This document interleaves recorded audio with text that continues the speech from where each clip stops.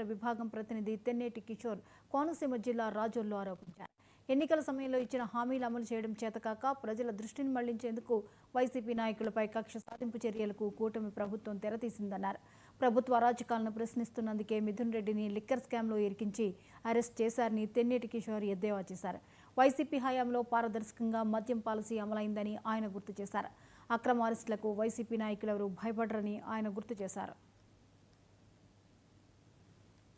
ఈరోజు రాష్ట్రంలో జరుగుతూ ఉన్నటువంటి పరిస్థితులన్నింటినీ కూడా మీ అందరికీ కూడా తెలిసిందే.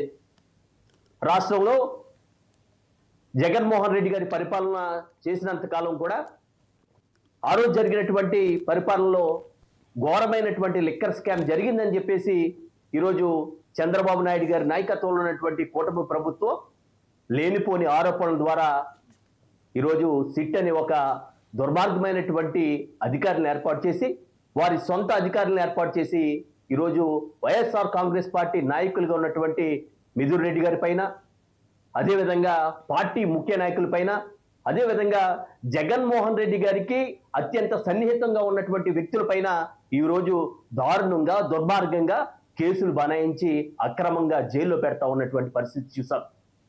ఈరోజు మీ ద్వారా ఒకటే ఈ రాష్ట్ర ప్రభుత్వాన్ని అడుగుతా ఉన్నా, మీరు 2014 నుంచి 2019 వరకు మీరు పరిపాలించినటువంటి సమయంలో మీకు వచ్చినటువంటి ఆదాయం ఎంత లిక్కర్ పైన?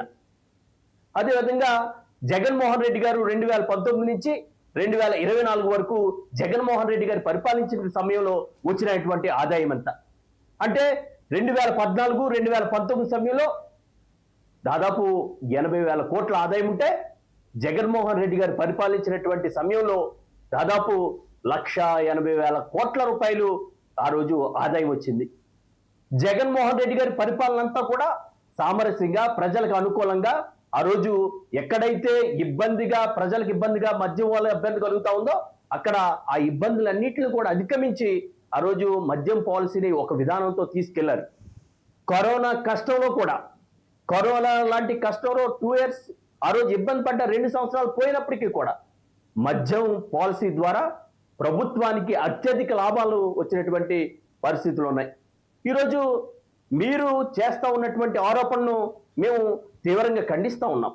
మద్యం పాలసీ వల్ల జగన్మోహన్ రెడ్డి గారి ప్రభుత్వం ఆదాయం వస్తే మీ ప్రభుత్వం ద్వారా ఆ రోజు ఆదాయంగా ప్రభుత్వానికి నష్టం జరిగితే ఈరోజు ఆదాయం వచ్చినటువంటి ప్రభుత్వం పైన ఈరోజు ప్రభుత్వ ఖజానాకు నష్టం వచ్చిందని చెప్పేసి మీరు ఆరోపణ చేస్తూ ఒక సిట్ అనే ఒక అధికారిని నియమించి ఈరోజు వైఎస్ఆర్ కాంగ్రెస్ పార్టీ నాయకులపైన ఆరోపణలు చేస్తూ జైల్లో